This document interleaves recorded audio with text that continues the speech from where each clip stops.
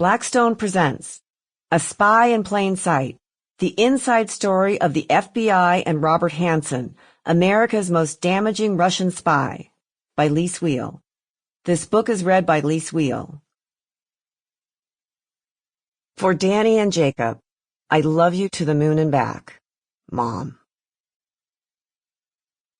Author's note.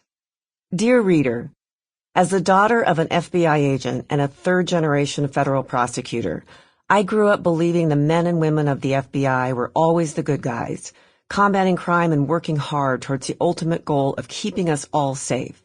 My father was that kind of FBI agent, and so were the people I worked with. But all the while my father and other FBI agents were working hard to keep Americans safe, Robert Hanssen was working just as hard to betray the agency he had sworn allegiance to and the people and country he had sworn to protect. His selling of national secrets to the Russians cost lives and gutted operations critical to national security.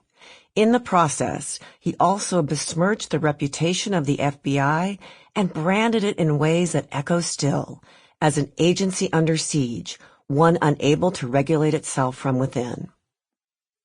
I was compelled to dig deeper into the Robert Hanssen story because I believed there were secrets yet to be uncovered. What's more, I believed that the uncovering of those new details would further a richer understanding of the facts behind the story and a more robust discussion of how we can assure the FBI never again cultivates another treasonous character like Robert Hanssen within its ranks.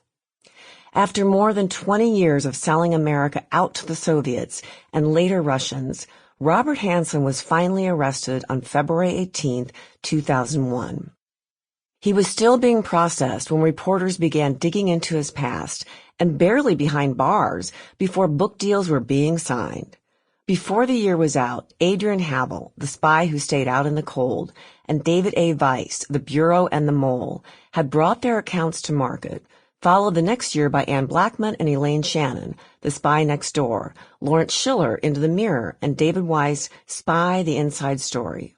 Schiller's book, written with Norman Mailer, is the outlier in this crowd, a blend of fact and speculation. The others are all solid journalistic accounts that do their authors proud. Weiss's Spy is even better than that. But all these early books struggle to a greater or lesser degree to put Hanssen's actions into the context of the organization he so egregiously betrayed. The March 2002 report by the Commission for the Review of FBI Security Programs, commonly known as the Webster Commission after its Sample complete. Ready to continue?